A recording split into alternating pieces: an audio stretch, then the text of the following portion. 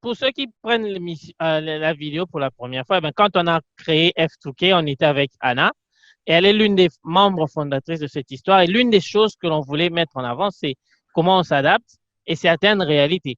Comme elle a dit, elle vit avec sa famille. Moi, je vis avec ma famille. Alors, on a des réalités qui sont un peu différentes, mais on a aussi des réalités qu'on a vues. Alors, par exemple, moi, j'ai la chance d'être un garçon.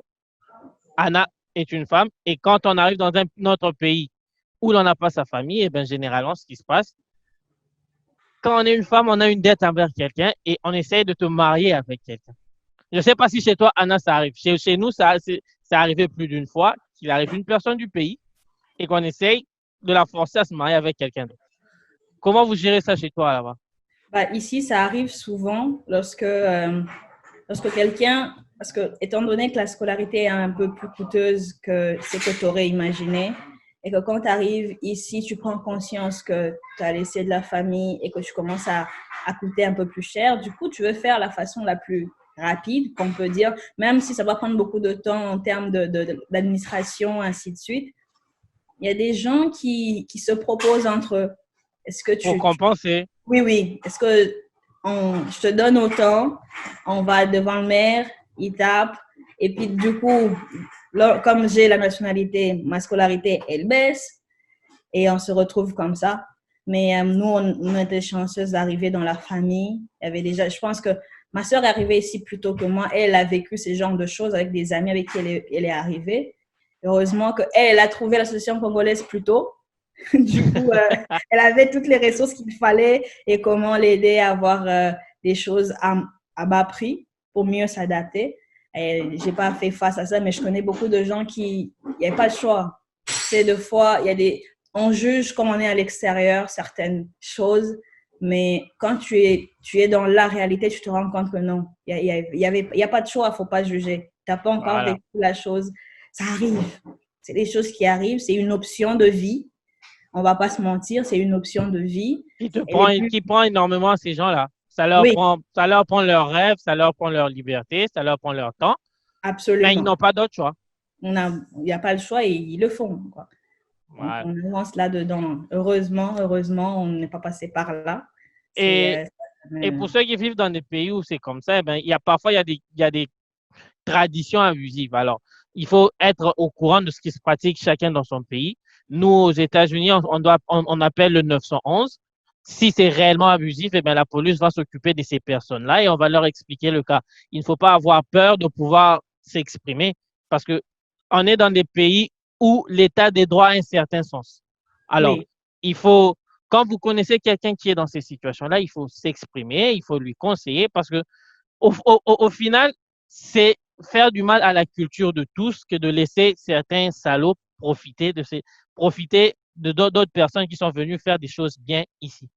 C'est oui. compliqué parce que culturellement, on n'a pas cette culture de dénoncer les gens, mais c'est l'idéal qu'il faut faire. Personne n'est parti d'Afrique pour venir souffrir dans un autre pays par d'autres personnes qui sont censées partager sa culture. Ah oui, en plus, il y a des choses que les gens doivent savoir que tu peux appeler le 911 et la police Mhm. et dire carrément, j'ai pas envie que les gens sachent que c'est moi. Hein. Je veux être dans l'anonymat total. Eux, ils le sauront, mais ils vont pas dire à la personne que c'est telle personne qui a appelé. Du coup, tu sauves une vie, même si tu veux pas dénoncer. Parce que nous, on part du principe, dans notre culture, je veux pas me mêler des histoires des gens. Au moment où quelqu'un que tu connaisses ou pas, il y a quelque chose d'abus, il y a des actes vraiment abusifs, il faut dénoncer. Ça devient quelque chose qui touche tout le monde et il faut le faire. Donc, heureusement, j'ai pas vu les gens entrer dans ce genre de situation et on évite le plus souvent possible de faire affaire avec la police parce qu'on reste Non, qu'on le veuille ou pas. Ou, même si ici chez nous, c'est pas comme là-bas aux États-Unis, mais en même temps. Mais ce qui arrive, c'est qu'il y a l'avantage de la femme ici. Si tu appelles la police, tu dis, il y a une femme. Si ta phrase commence juste par, il y a une femme qui pleure ou il y a un enfant qui pleure, c'est fini. Et Voilà. tout le monde, et la police, c'est où? C'est tel endroit. Vous êtes sûr que la personne qui est en face n'est pas, n'est pas armée? Vous êtes sûr qu'elle n'est pas en danger? Êtes-vous capable d'aller là-bas? J'ai déjà appelé la police une fois pour une de mes voisines parce que j'entendais des coups chez elle. Et j'avais des questions. Madame, est-ce que vous pouvez rester au téléphone avec nous? Est-ce que là, vous entendez toujours sa voix? Il y a plein de questions qu'on te pose.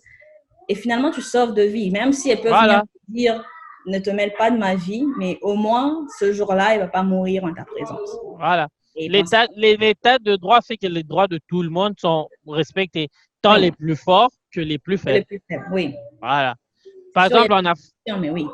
en Afrique, on a des États qui se disent des États de droit, mais qui sont pour les droits des plus forts. Alors qu'ici, on est dans des pays où, même s'il existe toujours des privilèges, eh ben, on est dans l'État où même les plus faibles ont des droits. Les droits. Alors, il ne faut pas se retenir parce que c'est la culture ou parce que c'est pour Oui. la société. Non, non. Si la vie de quelqu'un est en danger, ben 911, comme Anna l'a dit, on n'est pas obligé d'avoir un bon anglais si on vit dans un pays anglophone. Juste appeler la police, dites qu'il y a quelqu'un qui est en danger et expliquez-leur pourquoi vous pensez que cette personne est en danger et vous sauvez une vie. Oui, c'est tout à Voilà. fait ça. Ils sont même capables de chercher un traducteur si tu n'es pas capable de parler la langue. Oh oui! Parler. Ils sont capables. J'ai vu une vidéo comme ça où il y avait quelqu'un qui parlait lingala parce qu'il pensait que la police n'allait pas savoir. Et comme 30 secondes après, il lui a trouvé un traducteur qui parlait lingala. Ah C'est oui, c'est ça, parce que ça, je l'ai remarqué pendant cette période de la COVID et toute cette pandémie. Le gouvernement de Québec a fait passer des messages dans toutes les langues, même en lingala. J'étais choquée. J'ai dit, on ne représente même pas 1% de la population ici, mais le gouvernement a passé des messages en lingala pour dire restez à la maison, ne sortez pas, c'est dangereux, c'est ceci, c'est cela. Donc, n'hésitez pas, sauvez de voilà. vie. Sauver les vies, c'est important. Une autre réalité de quand tu voyages, le décalage horaire. Comment tu as géré ça? Ça, c'est quelque chose. Lorsque je suis arrivée le premier jour, je suis arrivée vers 19h. Du coup, il était minuit à Kinshasa. Je commençais à me fatiguer. J'avais vraiment envie de dormir parce que les gens qui savent, c'est 24 heures de route. Je quitte à Kinshasa, disons un lundi, 18h. J'arrive à Paris ou en Belgique. Ça dépend parce que j'avais fait Mardi à l'escale. 5 heures ou un truc comme ça. Oui, à 5h le mardi. Et il faut attendre parce que les vols vers le Canada, c'est à partir de 10h. Donc, j'ai 5 heures d'escale. Donc, 10h, je vais arriver mardi. Mais pas à 10h parce que le Canada, ils sont encore en avance. Donc, Ouais. c'est comme si je reculais. C'était beaucoup. Je suis arrivée, j'étais épuisée. Je voulais juste dormir parce qu'il était temps de dormir. Pour moi, selon mon organisme, il était temps de dormir. Ma soeur m'a dit non, non, non, ne fais pas cette erreur. Si tu dors maintenant, tu vas te réveiller dans 5 heures, comme à Kinshasa, et ce sera le temps de dormir ici. Du coup, tu vas tout chambouler et comme tu commences les cours dans une semaine, il ne faut pas que tu fasses ça. Donc, moi, mon corps, je lui ai dit, OK, on va commencer à dormir. Si tu as sommeil, mais si tu as sommeil, fais un tour dehors avec le froid, tu ne vas pas dormir. Et c'est comme ça que je faisais. À chaque fois que j'avais sommeil et que ce n'était pas encore l'heure, je partais dehors, je reste un peu, je tremble un tout petit peu, ensuite je rentre dans la maison. Parce que là, c'est carrément, tu inverses même quand tu dors la nuit, tu te réveilles pendant la nuit parce que tu n'as plus sommeil. Voilà. C'est ça le Ton organisme décalage est horaire. déjà réveillé et habitué à être réveillé à cette heure-là et ça devient pénible. Il y a un autre thème que je voudrais aborder avec toi. C'est l'un des. Il va rester, après ça, il va rester deux, trois thèmes et puis on va arrêter. La différence culturelle. La différence entre la culture d'où tu viens et la culture du pays où tu vas. Alors, Elle n'est même pas différente, c'est carrément l'opposé. C'est l'opposé sur tous les points. Absolument tous les points. La première des choses, c'est le respect qu'on donne aux autres. Chez nous, lorsque tu vois quelqu'un, c'est monsieur, c'est madame. Et si tu appelles une dame madame, elle te dit ne me vieillis pas. Oh. Appelle-la par son nom. C'est tout simple. Elle s'appelle Cécile, l'appelle pas Madame Cécile. À part si tu es dans un bureau. Oui.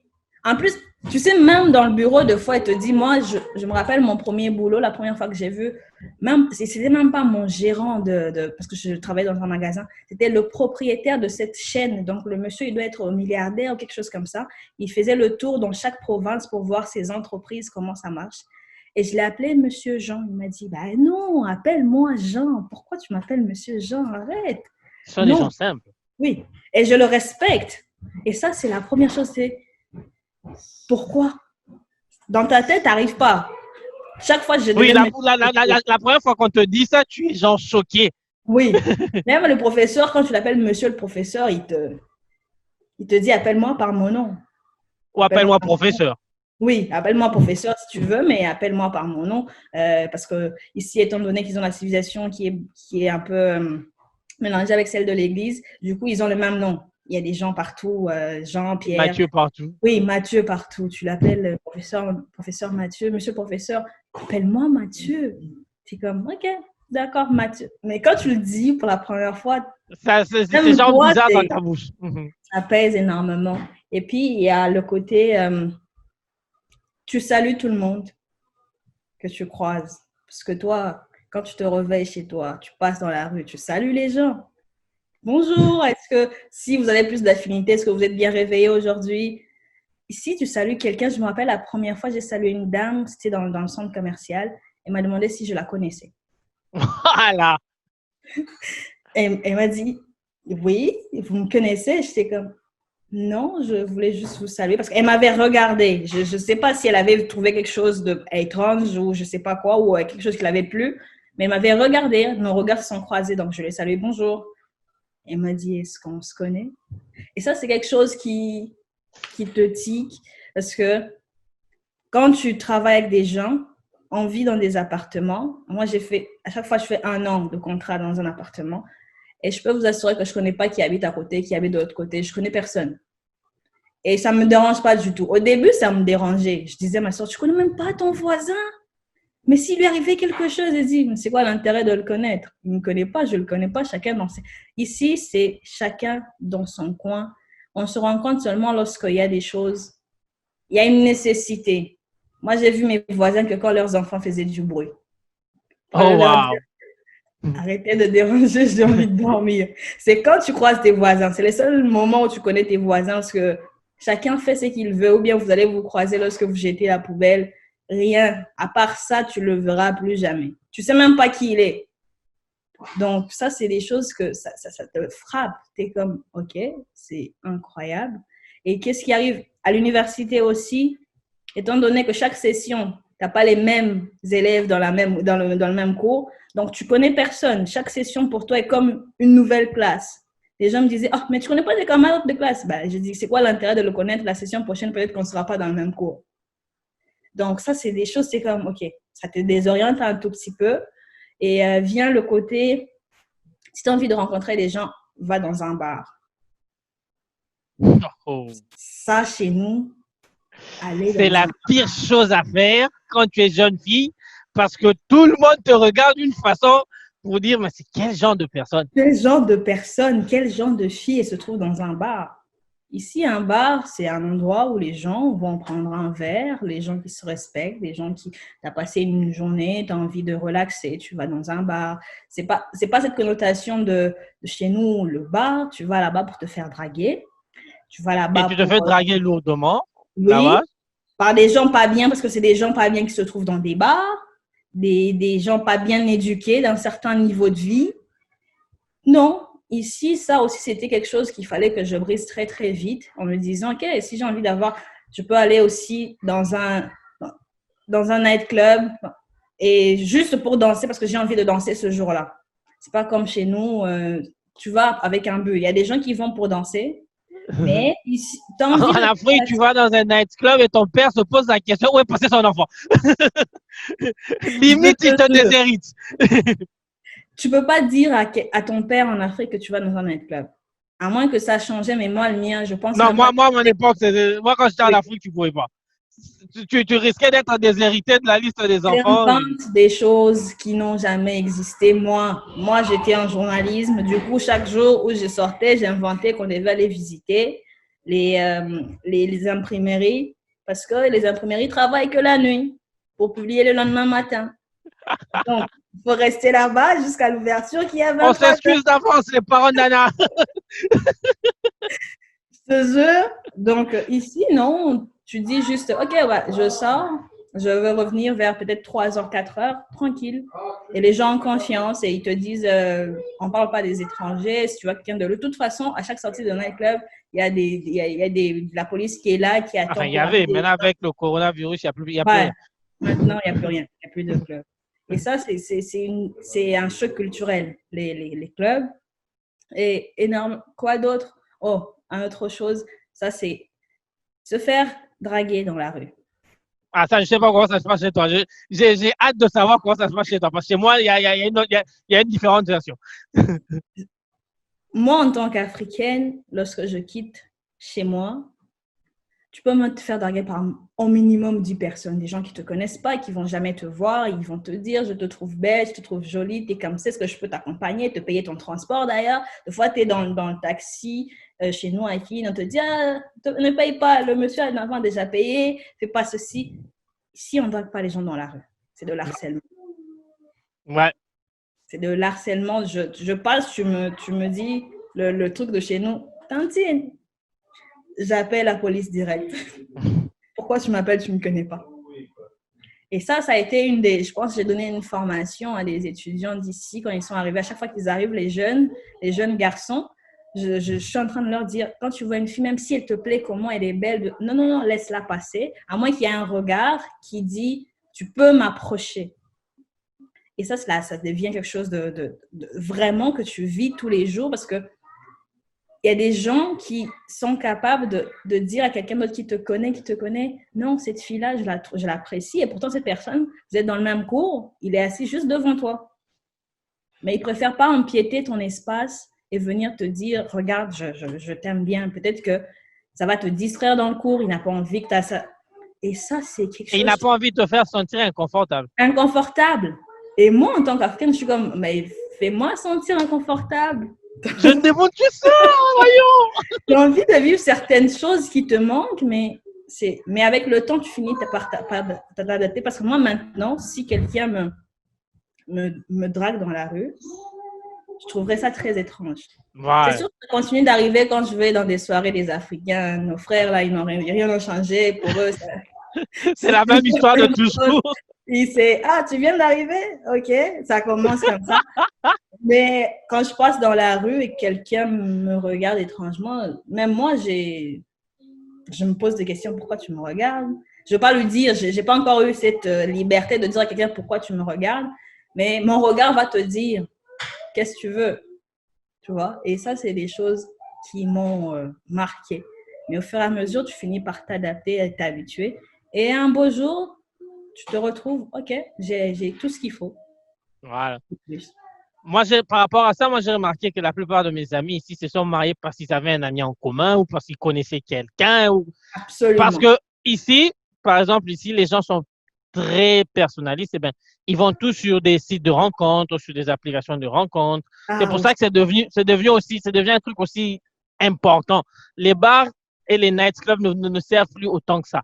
Oui. Mais quand tu viens d'un pays différent, comme quand tu viens d'Afrique, on ne connaît pas ça, il faut faire attention, comme l'a dit Anna. Tu ne vas pas, ils ont ce qu'on appelle en anglais personal space. Oui. Donc, pour lui, c'est son espace personnel. Nous, en Afrique, on vit les uns à côté des autres. Hein. Je peux être là à côté de toi et te parler comme ça. Oui. On se parle comme ça, il n'y a pas de problème. Alors que dès que tu dois être là, comme ça, je ne sais pas si mes se voient. Oui. Dès que tu arrives ici, déjà, la personne se pose la question, qu'est-ce qui se passe? C'est comme ça. C'est une notion différente qu'il faut apprendre et il faut être prudent, en fait. C'est normal de ressentir des sentiments pour quelqu'un. Ça, c'est tout à fait normal. Et moi, j'encourage toujours les gens, quand tu as ça, il faut dire à la personne. Mais il y a une façon de dire à la personne. Bah oui, en plus, il faudrait, pour les gens qui sont en Afrique, démystifier le côté site de rencontre. Parce qu'on a Voilà. des sites de rencontres. Moi, par C'est pas un exemple, échec. C'est pas un échec. Badoo, moi, il y a un site de rencontre Badoo que moi, j'ai connu ça quand j'étais à Kinshasa. Du coup, les gens qui sont sur des sites de rencontres chez nous, c'est des gens suspects, qui cherchent quelque chose en particulier. Mais ici, c'est le commun mortel. Étant donné que les gens, ils ne peuvent pas s'aborder dans les rues. Les gens sont tout le temps en train de travailler, donc ils n'ont pas le temps de se réunir pour aller peut-être croiser une fille. Et tout le monde est sur les sites de rencontres. Et tu vas avoir une personne qui met son identité, toutes ses photos, les liens vers ses pages Facebook, ainsi de suite. Et c'est vrai. Et les gens enfin, la plupart des gens, ils disent, oh, on s'est rencontrés sur un site, oh, on s'est rencontrés comme ça. À part les gens Et qui maintenant, sont, c'est normal. C'est rentré dans les mœurs. ça Il c'est n'y a normal. plus d'honte.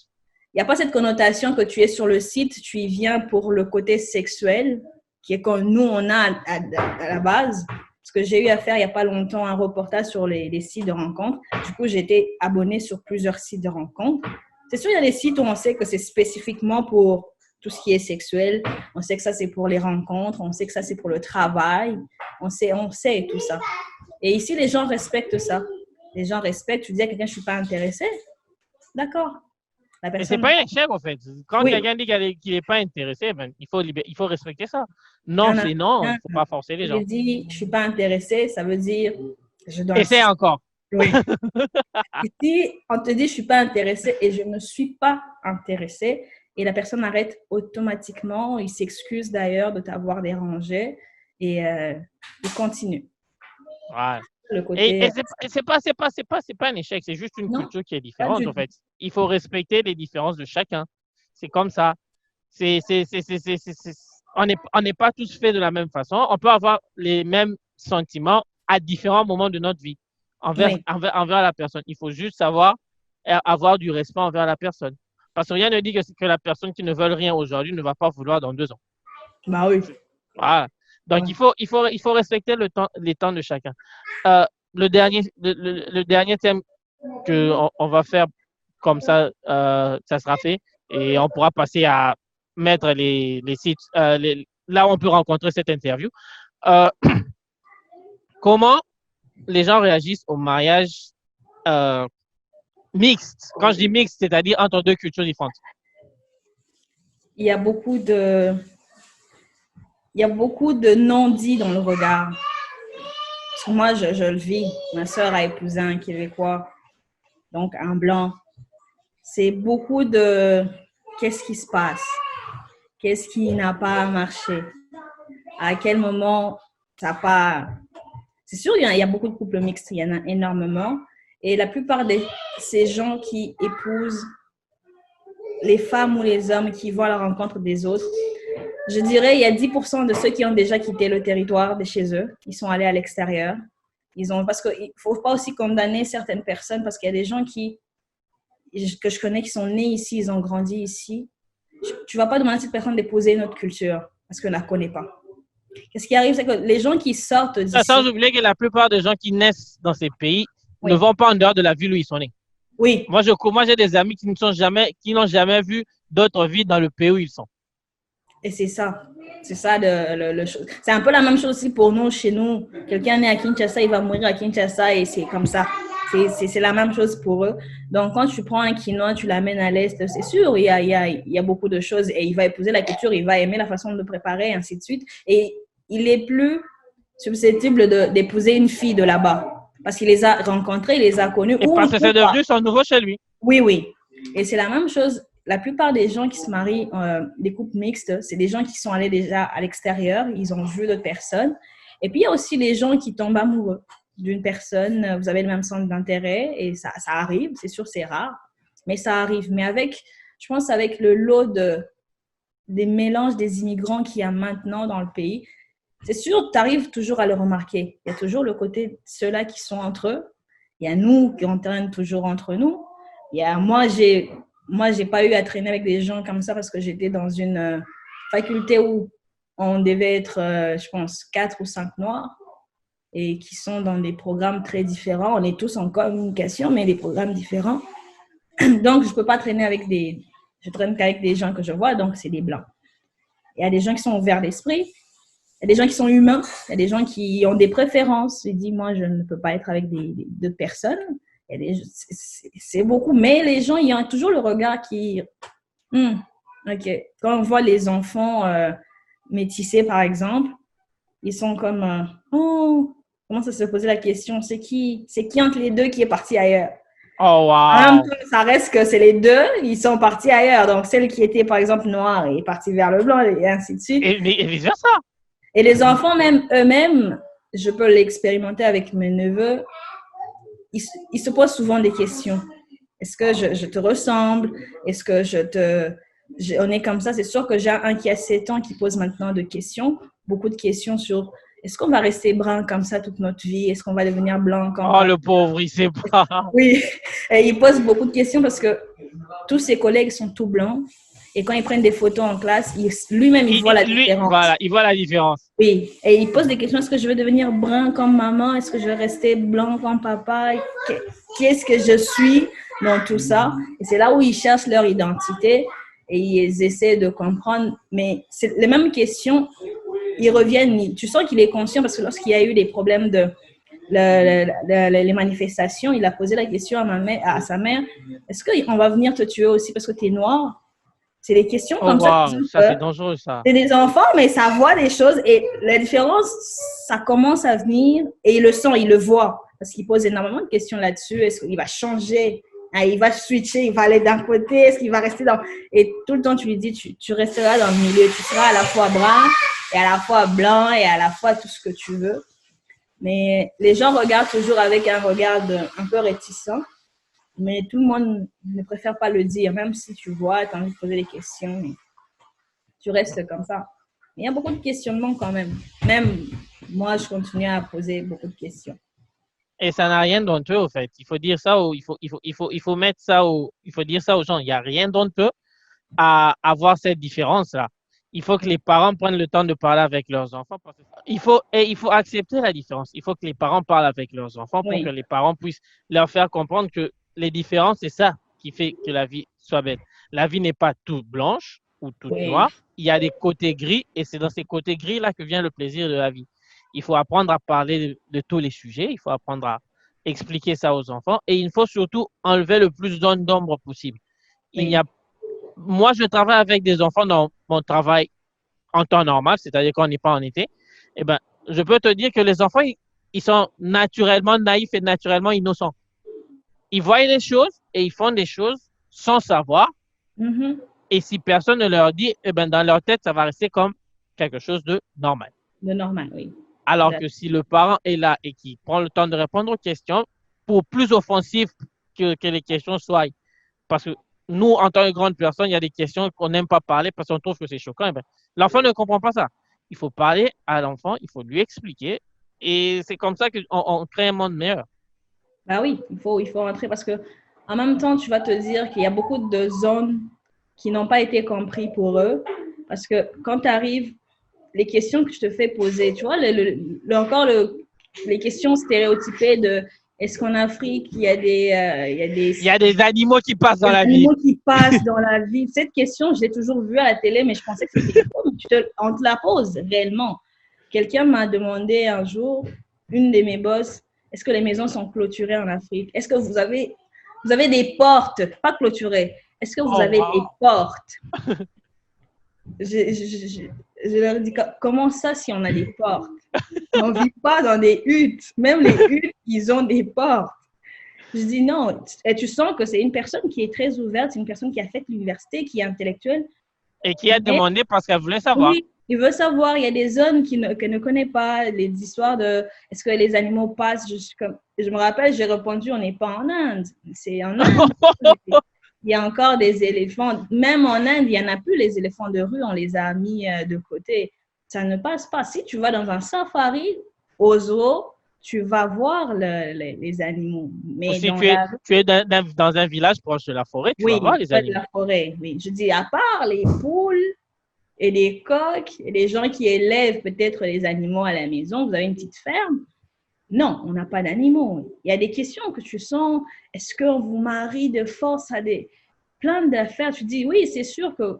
Ça existe, il y a des parties où ça existe. Je dis, mais vous savez que ce que vous voyez à la télé, c'est tout à fait normal parce qu'un journaliste ne peut pas annoncer des choses qui vont bien. On va t'annoncer que non. Comme mon professeur a toujours Enfin, dit. il peut, mais ça ne va pas lui faire manger, c'est ça le truc. Non, oui, oui, ça sert à rien. C'est quoi la nouvelle là-dedans? Mon professeur dit un train qui arrive tout le jour à temps n'est pas une nouvelle. Elle devient une nouvelle le jour où elle arrive en retard. Parce que c'est ça qui est important. Si elle a toujours été, si on te montre l'Afrique qui est comme ça, je dis moi personnellement, un éléphant, j'ai jamais vu. Je le vois à la télé. C'est la même chose que pour toi. Et tu sens les questions qu'on te pose, tu sens que les gens sont juste ignorants et ils sont. Mais les nouvelles générations, il y a plus d'ouverture, il y a des enfants. Étant donné que le Canada, il y a beaucoup d'enfants qui sont issus de l'adoption internationale qui viennent de l'Asie. Donc, il y a beaucoup d'enfants originaires d'Asie et d'Haïti. Donc, la mixité est vraiment très présente. Et les enfants grandissent là-dedans. Leurs professeurs sont immigrants et ils posent des questions parce que mon neveu, comme je disais tantôt, les réponses, ils viennent de la connaissance poser ces questions parce qu'un de ses collègues l'avait demandé, toi, tu vas rester comme ça ou tu vas être comme nous? Du coup, des questions comme ça, et la maîtresse était là, a répondu très vite que lui, c'est un mélange de papa qui est comme ça, maman qui est comme ça, et il va rester comme ça. Et c'est des questionnements. Avec le temps, je pense d'ici 20-25 ans, il y aura certes les mêmes préjugés, mais ça sera quand même un peu estompé, quoi. Oui, normalement. Et c'est, en fait, il faut parler de ces différences-là. Il faut toujours en parler parce que le monde est meilleur quand on essaie de comprendre. Moi, je préfère une personne, comme tu l'as dit, qui vient et qui me pose la question, plutôt qu'une personne qui assume que parce que je viens d'Afrique, je fais ça, je fais ça, je fais ça et je fais ça. Ça montre clairement que cette personne n'a encore rien appris. Mieux Oui, vaut quelqu'un qui te pose la question sur ce que tu fais, sur ta culture, que quelqu'un qui assume pleinement que tu fais ça parce que tu es ça. Ça s'appelle du en anglais, on dit ça framing, c'est-à-dire cliché en français pour traduire ça, parce que ce n'est pas parce que tu viens d'un pays que tu es généralement comme les gens qui viennent de ce pays-là. ah oui, Non. absolument. Alors, dernière pensée avant qu'on puisse partir. Je pense qu'on a fait le tour de tout ce qu'il fallait qu'on dise aujourd'hui et qu'on va avoir espérons pour la prochaine fois, on va avoir plus d'autres choses, hein, selon la demande des gens et tout. Et on est ouvert pour les suggestions, les questions sur nos vies ici, nos vies de là-bas, le mélange des deux, des questions personnelles s'il le faut. Donc, on est là, mais Et n'hésitez en pas. plus, vous avez les deux côtés de la frontière. Vous avez Oui, les États-Unis absolument. avec moi et le Canada avec Anna. Et n'hésitez pas. On va vous laisser le WhatsApp, j'allais dire le WhatsApp, l'Instagram là-dedans, là en bas, et le Facebook. Et vous pouvez retrouver l'interview sur YouTube. Et comme c'est de coutume, lavez-vous les mains, Oui, respectez la respecter les distanciation, distanciations sociales et les consignes de je sais pas quoi pour portez un être en masque. santé. Ouais. Ah, les masques, les masques. On n'a pas le choix, hein, mais il le faut. On doit le faire. Et surtout, si vous le pouvez, eh ben, embrassez les gens que vous aimez, appelez-les. Et n'allez On pas, n'allez interdit pas d'embrasser les gens. embrasser ceux qui vivent avec vous. Voilà. Oui. Qui sont Pas, des escargots. n'allez pas visiter vos grands-parents et les embrasser parce que ça ne sert à rien. Embrassez les gens qui vivent avec vous parce que vous êtes sûr de comment ils vont. Et ben, profitez-en parce que maintenant, c'est le moment plus que jamais de montrer de la chaleur, de la Oui, fraternité, de absolument. l'humanité envers les gens. Et pour ceux qui vivent plus loin, ben, en attendant de les revoir, appelez-les. Faites des vidéoconférences comme on a fait. Et voilà. Ah oui, hein. Ça marche toujours. Ça ne sert à rien de mettre la vie de tout le monde en danger. Prenez Bon, soin de vous et on vous retrouve à un prochain numéro. tellement.